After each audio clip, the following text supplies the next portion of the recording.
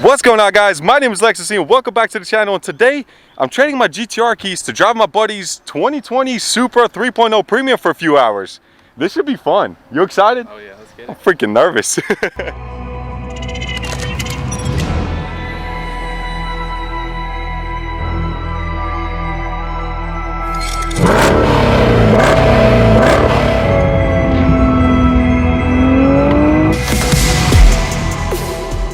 Alright guys, so actually, like I said, this is my buddy Lane. As you guys all know probably, or most of you know, I work for Toyota, so he's actually really cool, man. He came and bought this 2020 3.0 Premium with the carbon fiber package for me. That thing looks, I did not know. I mean, dude, the colors are almost the same. The paint is almost the same color, which is insane, but I've always wanted to drive one. Never got a chance to because they always keep them like locked up on not in the lot, but like in the building itself, so we're not allowed to drive them. So I've sold like 4 or 5 of them, man, but I've never got a chance to drive them. How many miles have you put on this thing already? 1,600. Are you kidding me? Yeah. That's even been a month. I know, it's been a couple. He put 1,600. Wow, okay. So you're being records here, man. How you liking it though? Dude, I love it. It's smooth. It's different from what I came from. Yeah, because you had a, what, it was a Whipple? No, Pro Charge, right? Pro Charge 5.0. Yeah, that thing was mean. Sounded good too. So anything done to this one yet? Stock, bone stock. It's only been like 3 weeks, dude. I can't believe you put so many miles, man. I'm excited to actually drive it. But yeah, I'm gonna give you keys to my GTR, man. Well, I guess I'm gonna send him on his way. We're gonna drive him for a few hours each. Just please don't wreck my car. My wife will make me sleep outside. Wait till you drive that thing, man. It's gonna be so different. Like the noises you're gonna hear, don't freak out if you hear clanking all the time. All the GTR owners know that's just normal. That's how it's supposed to sound. The more clanking, the better. I really am not sure how I feel about my car driving away right now. Oh God, that sounds so glorious. So literally, that's the first time somebody's driven that car without me. I've been in the car passenger, but that sound, GTR sound. Anyways, guys, so I actually really do want to experience a Supra. Like I said, I've sold like 4 or 5 of these. By the way, if anybody's looking for a Supra, I work at a... She gone. But if anybody's looking for a Supra, guys, I am your man. I can definitely get you a great deal, or any Toyota for that matter, but 3.0 Premium with the carbon fiber package. So it gives you like the carbon fiber mirrors, a little bit more carbon fiber interior. Oh my God, I just realized it has no back seats. I keep forgetting that. This car is just so different, but we should have a lot of fun with it. I'm excited. They are really dogging that car. All right, so first things first, guys, I gotta say, it's actually pretty quiet in here, and it really feels roomy, like it feels wide. The windows feel like it's a lot lower down, so I can actually see better than my GTR. GTRs are way higher. Like the whole view or the vision just feels like it's so much better in this car. I'm actually impressed. And yes, I sell these cars all the time, but it's not one of those where I actually get to sit in the car and enjoy it and see if it's one that I would actually drive myself or get to enjoy, because I'm always talking to the customers, explaining the specs and going over the vehicle. So I'm always moving around, so I never get to sit and actually enjoy it for a few hours. So this is going to be really an experience for me. So I've been in this car for less than 2 minutes, and I'm already seeing a lot more creature comforts, a lot more technology for half the price of what a new GTR is, which is very, very impressive. But few things that I noticed already, for example, is the wireless charging pad that you have here. Kind of you slide the phone underneath this little cover, and that's where it goes. The digital screen there, so I'm guessing there's a lot more things you can see. Unlike in the GTR, where it's been the same screen for the last 9 years, you got heads-up display. Hopefully you can kind of see that. There it is. That's awesome as well. I mean, I don't know, I love it. You got adaptive cruise control. The things I would do to get that right now. So 2 things that are really important to me in the car whenever I first get in, it doesn't matter what I'm driving, is one is where can I put my wallet. That's in the GTR. I put it in the driver's side door. It's got like a little hanging net looking thing, and then on the Supra it's pretty cool because I can actually somewhat fit, yeah, I can fit my wallet right there perfectly as well, and it's great. It's not going to fall out when I open the door. And the number 2, of course, is the energy drink. Where can I place, because I live on these energy drinks. No, I'm not sponsored by NOS, and I guess we could put it here. I mean, that's the only 2 cup holders I'm seeing, but what I'm trying to figure out is how is my hand put. Yeah, that's what I thought. See, I love to have my spacing for my arm, so putting that energy drink there is definitely in the way. So this car is 500 pounds lighter than my GTR, but it's also 200 horsepower less than my GTR as well, factory. Now, of course, mine has work done. That's what they're enjoying it so much. But would you sacrifice the horsepower for more creature comforts? And seems like maybe a more fun car to drive with more features and technology. So I don't know. That's what we're going to find out today. All right. So a few things I'm noticing right off the bat already is how smooth this turning is. Like, it's so much more responsive in a way, feels like. Wow, it's such a light car. There's no clanking. I'm not hearing the clanking of the transmission. So whenever I'm looking to buy a car, there's three things that I look for. One is, of course, the performance. So it has to have the horsepower, it has to have the torque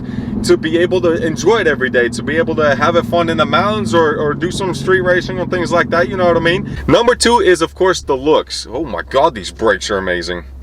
Jeez, I barely touched them. Anytime I buy a vehicle, I want it to be different. I want it to catch attention. I want people to, when they're driving by, to kind of point at it and look at it. That's why I got the Audi in that awesome Nardo gray color. That's why I got a GTR in bright red. I mean, you can't miss those cars. And same when I had a Shelby GT350, it was black, but it had the looks, it had everything about it. The exhaust sound was amazing. So I like the cars to be different. This car definitely stands out. You know, everybody knows what a Supra is, first off. I mean, yeah, then oh my God, these brakes are awesome. I'm barely touching them. Everybody knows what a Mach 4 Supra is. I know what that car is. That is like my dream car to get one day. They made them from 93 till 98. It was the most bulletproof 2JZ motor ever built. People love that motor. I mean, there's so much you can do to it, so much horsepower it can hold. And when this car came out 20 years later, it's got a high standard that it needs to keep up with. I mean, it's got big shoes to fill. Number three on my list, of course, is actually the sound system. Believe it or not, I want to enjoy the ride. I want to hear the exhaust whenever I'm taking off, but whenever I'm cruising down the road doing 60, 70 miles per hour, I want to be able to kick on some music and really enjoy what I'm hearing. So I'm about to play this. I haven't played the music in here, just hooked up my phone. Let's see what it sounds like.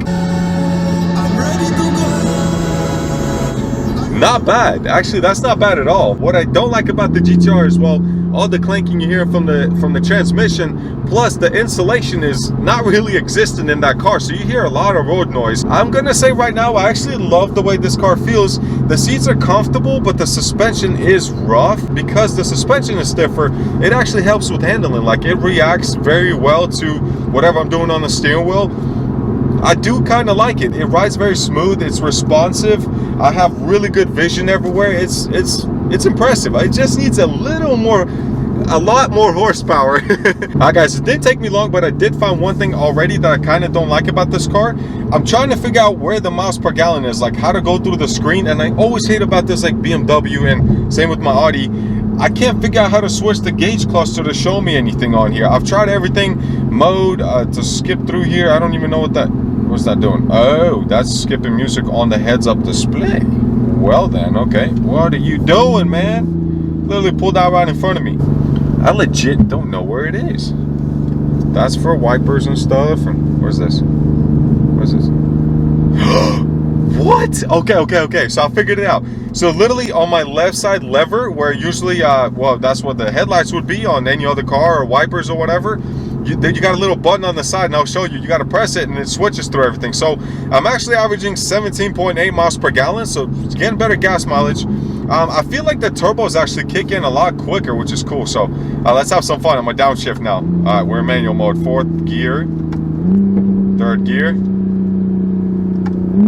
All right. Woo. Second gear.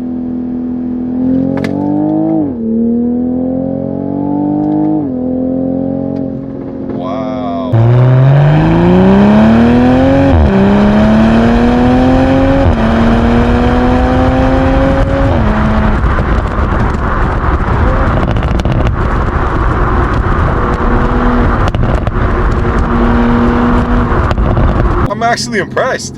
That was awesome. Like, at 2,000 feels like you're already full boost. I may be wrong, but it's not bad. I wish I had a little more power, a little more kick to throw you in the seat, but for a daily driving, it's got plenty. God, there's just so much technology that the GTR does not have. Why is there no technology in our cars? Please, somebody tell me. That makes no sense to me. We spent so much money on it just to get the same gauge cluster as you get in the 2009s. I mean, that makes no sense to me. Why can't you just even change some things around? Make it different color. I don't know, make it purple or pink or something. But wow, the handling is awesome. One big thing that I love is the freaking braking, because wow. I mean, it can really throw you in the seat. I love it. Oh man, the sounds it makes. This is gonna be a fun little ride through the mountains. I can already tell.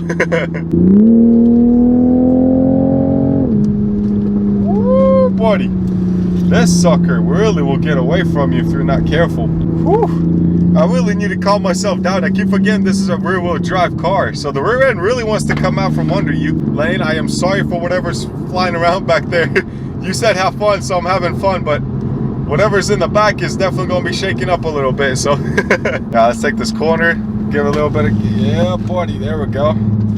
Wow. Yeah, the rear end though, like if you give it a little too much gas, you can absolutely lose control of this thing. So you got to know what you're doing. So one thing everybody always mentions about this car is the fact that it's basically a Z4, right? It's designed on the same chassis. But what they did is whenever the chassis came out of the factory, just once upon a time, the engineers from Toyota and engineers from BMW were given them separately, and they were not allowed to talk to each other, according to what was read on the article. So they were designing their own platforms after that, or designing their own setup. Yes, they had the same motor, you know, the 8-speed 3.0, I think it's called the N54, correct me if I'm wrong, don't yell at me if I'm wrong, but after that, the looks of it, the interior styling was done differently. Yes, they're still using the BMW, literally everything in here. If you were to park like a Z4, a brand new Z4 next to this, you can definitely tell the looks are completely different. Even the interior center console is still different. The gauges are a little bit different as well. So there is a little bit of a touch of Toyota in it. But the cool thing is Toyota will never put their name on a product if they don't test it and know that it's going to be reliable. It's a good corner right here. Throw into it. Let's go. Give it a little gas. Wow, this is a really good corner. Can it handle this? Wow. Wow, wow, wow. What an awesome place to pull over. I mean, this is where I love Asheville and where I live. Beautiful place, beautiful car. I love it. There's a few things I want to show you though. And by the way, if you're trying to pop the hood on this car, you have to do it twice. It even shows you there because it's got the double locking pins in the hood, which is awesome. It's pretty genius. But a few things that I want to show you guys, and that's something that I learned just by selling these all the time and watching tons of videos. But here's the thing. So when they designed this car, they over designed it. What they did is when they were testing it and tracking it and doing all kinds of stuff, because they wanted to make this like a mountain car. Like this is the track car. It's not designed to go 200 miles per hour. It's designed to handle a corner at 80 miles per hour. I'm not sure if it could do that or not, but it feels like you could. When they were designing it, they figured out that they did overkill. Like it's just too much for everyday driving, for people that are just gonna be driving it to work and back. So what they did is they actually took parts off, but they left the mounting points in the same places. So for example, what I mean by that is, if you look here, this is where the strut tower brace would go. And you see how there's an indentation, I guess you can say, on the intake itself on the cover? They left that there, and they left the mounting points as well on both sides, which is pretty cool. It's genius.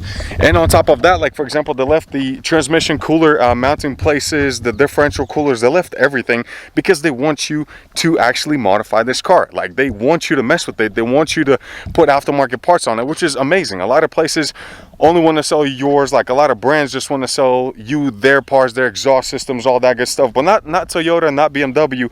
And I love that about them. They made this car just like what a Supra should be. It should be modified. It should look different. That's why there's already a Rocket Bunny kit for it, a Liberty Walk kit for it. I'll be honest, I'm having more fun than I thought I would, which is a good thing. I mean, these mountains, this is what it's meant for. This is where I live. And that's what you're supposed to use this car for. That's what I got a GTR. That's what I have an Audi R7.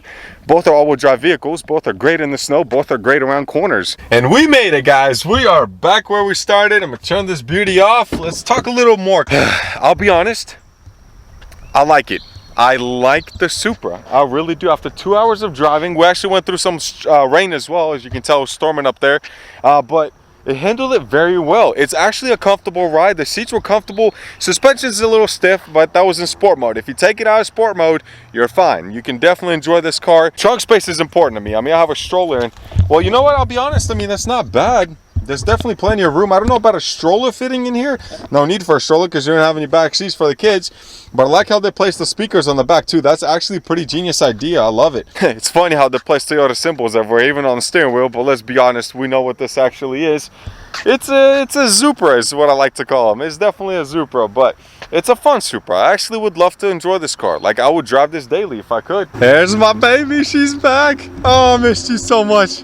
That is a sight for sore eyes. I mean, don't get me wrong, love this car, awesome car, but that right there is a monster. Okay, I miss her. Oh, you keeping it? What's up? Oh, new face. What's up, man? What's up? Oh, Keeping trade? Ah, I hear what you're saying. How was it, man? Did you even get up any fast at all, or? No. What? I heard you take off when you left there, bro. That sounded amazing. I only hit 80. No, I hit like 100 right there. That's what I'm talking about. I tried to, but I took it on blurs just to get the suspension. Bro, this thinking handle, man. Oh my God, bro. Hey, brother, thanks again, man. What a fun time. I loved it. I loved it. Can't wait to do it again. What do you guys want to see next on my channel? Definitely drop a comment. Let me know. I mean, we've done the Supra. We've done the WRX, the built WRX. We've done the tons of GTRs. There is a McLaren coming to the channel too, so I can't wait to do one of those as well. But thank you guys so much for watching. If you love what you're seeing, definitely drop a like, drop a subscription. And thank you so much, man. Enjoy your cars, enjoy your lives, enjoy your friends, and I will see you guys next time. Peace.